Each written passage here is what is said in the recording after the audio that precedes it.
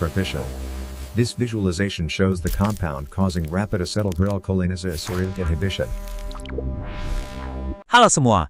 Nah, hari ini kita bakal bongkar-bongkaran satu rahasia penting banget di dunia pertanian. Kita bakal kenalan sama dua racun serangga yang jadi andalan para petani yang ternyata punya satu jurus rahasia yang sama persis. Yuk kita bedah bareng-bareng. Coba deh, jujur sama diri sendiri. Pernah nggak sih waktu kita lihat petani lagi nyemprot, terus kepikiran gimana caranya ya cairan itu bisa bikin hama langsung KO? Apa sih yang sebenarnya terjadi di dalam tubuh si serangga? Nah, rasa penasaran kalian bakal kita jawab tuntas di sini. Jadi gini, dalam pertarungan abadi melawan hama, para petani kita itu punya dua senjata andalan yang udah jadi superstar selama puluhan tahun. Siapa aja sih mereka ini? Oke, ayo kita kenalan lebih dekat. Ini dia dua jagoan kita. Di tim A, ada organofosfat. Kalau kalian pernah dengar merek kayak Curacron, nah itu salah satu pemainnya. Dia ini terkenal banget karena kerjanya cepet dan kuat banget. Terus di tim B, ada Carbamat. Merek populer kayak Lanet atau Furadan, itu masuk tim ini. Nggak kalah kuat dan sering banget jadi andalan buat tanaman sayuran. Pokoknya, dua-duanya ini ibarat petarung kelas berat di dunia insektisida deh. Oke, bagian paling menariknya ada di sini nih. Meskipun mereka ini kayak datang dari dua perguruan yang beda ya, jagoan A sama jagoan B ini ternyata pakai jurus pamungkas yang sama persis buat melumpuhkan musuh. Satu jurus yang sangat presisi dan mematikan. Apaan tuh jurusnya? Sebelum kita bahas jurusnya, kita harus ngerti dulu gimana sistem saraf serangga bekerja dalam kondisi normal. Gampangnya gini, ada sinyal perintah namanya asetilkolin atau ACH yang dikirim buat bikin otot bergerak. Nah, setelah tugasnya selesai, ada enzim khusus yang langsung datang buat bersih-bersih si sinyal tadi. Biar apa? Biar sistemnya nggak error dan siap terima perintah baru. Proses ini, cepat banget, kejadiannya dalam hitungan milidetik. Nah, ini dia tokoh kunci kita, enzim asetilkolinesterase, atau biar gampang kita sebut aja ACAE. Bayangin dia ini kayak si tukang bersih-bersih saraf. Tugasnya itu krusial banget, mastiin sinyal perintah langsung hilang setelah dipakai. Tanpa dia, sistem saraf serangga bisa korsleting parah. Dan inilah jurus rahasianya. Baik organofosfat maupun karbomat, target utama mereka itu sama persis, merusak atau memblokir kerjanya si tukang bersih-bersih saraf ini. Kalau si tukang bersih-bersihnya lumpuh, sinyal perintah jadi numpuk kan? Akhirnya, saraf serangga itu kayak tombol on yang macet, gak bisa mati. Akibatnya, kejang, kelumpuhan, dan akhirnya, kematian. Walaupun jurusnya sama, gaya serangnya ada beda dikit.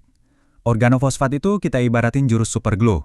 Sekali nempel ke enzim, ikatannya itu permanen, nggak bisa lepas sama sekali. Serangga butuh waktu berminggu-minggu buat bikin enzim baru. Nah, kalau karbamat, gayanya lebih kayak jurus selotip. Dia nempel sementara aja, dan setelah beberapa jam atau hari, enzimnya bisa lepas dan berfungsi normal lagi. Tapi intinya sama, keduanya bikin sistem syaraf serangga korslet. Oke, karena kita sekarang udah tahu cara kerjanya, kita masuk ke bagian yang paling krusial.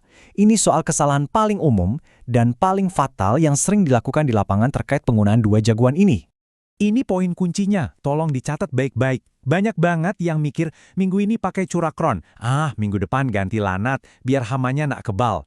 Padahal, ini sama sekali bukan rotasi, ini tuh cuma ganti merek, tapi jurus yang dipakai buat nyerang hama tetap sama persis, menyerang si tukang bersih-bersih saraf. Bahkan, prinsip manajemen resistensi insektisida global udah negasin hal ini loh, mengganti produk dari subgrup 1B si organofosfat ke subgrup 1A si karbamat adalah sebuah kesalahan fatal. Kenapa coba? Ya karena hama yang udah mulai kebal sama satu jurus, otomatis bakal kebal juga sama jurus yang sama dari merek lain. Logis kan? Jadi kalau kita bolak-balik antara Lanate sama Curacron misalnya, ya serangga yang udah punya pertahanan terhadap serangan di sistem sarafnya bakal santai aja. Mereka gak bakal terpengaruh. Ini bukan rotasi cerdas, ini cuma buang-buang uang dan tenaga, serius. Terus, apa akibatnya kalau kita salah strategi dan terus-terusan pakai jurus yang sama? Akibatnya bisa sangat serius. Hama itu bukannya mati, malah berevolusi jadi makin kuat. Jadi hama super. Ini contoh nyata dari Brebes, sentra bawang merah di Indonesia. Gara-gara ulat bawang di sana udah sangat kebal, petani terpaksa naikin dosis pestisida sampai 3 kali lipat dari anjuran cuma biar ampuh. Ini kan jadi lingkaran setan yang berbahaya sekaligus mahal. Ada lagi efek bumerang yang lebih parah, namanya resurgensi. Gini ceritanya, racun serangga ini kan nggak pandang bulu. Selain bunuh hama, dia juga bunuh predator alami kayak laba-laba atau kumbang baik. Coba lihat grafiknya deh. Sebelum disemprot, predatornya banyak, hamanya terkendali. Pas disemprot, predatornya habis, tapi beberapa hama yang kebal selamat. Nah, tanpa musuh alami, populasi hama yang selamat ini langsung meledak gila-gilaan, jauh lebih parah dari sebelumnya. Jelas, ini bukan cuma masalah hama dan tanaman. Senjata kimia ini punya dampak langsung ke kita, manusia, dan juga lingkungan. Jadi, apa pelajaran penting yang bisa kita ambil dari semua ini? Karena racun ini menyerang sistem saraf, efeknya pada manusia juga sangat berbahaya. Keracunan akut bisa menyebabkan gejala yang jujur aja mengerikan. Mulai dari produksi air liur dan air mata berlebih, sampai ngompol, diare, kram perut hebat, dan muntah-muntah. Ini adalah kondisi darurat medis serius yang bisa berakibat fatal. Jadi, kuncinya adalah strategi cerdas, bukan asal semprot. Lakukan rotasi yang benar, yaitu pindah ke grup insektisida dengan cara kerja yang beda total. Contohnya dari grup 1 ke grup 28. Terus, lindungi musuh alami dengan tidak menyemprot di awal tanam. Selalu utamakan keselamatan dengan pakai APD lengkap, dan yang terpenting, patuhi aturan waktu henti semprot sebelum panen, biar produk yang kita makan aman dari residu. Pada akhirnya, pertanyaan ini kembali ke kita. Organofosfat dan karbamat ini emang senjata yang sangat ampuh untuk menyelamatkan panen. Tapi kalau digunakan tanpa ilmu dan kebijaksanaan, mereka bisa berubah jadi bom waktu yang merusak ekosistem, menciptakan hama super, dan mengancam kesehatan kita semua. Pilihan ada di tangan kita. Terima kasih sudah menyimak, semoga bermanfaat ya.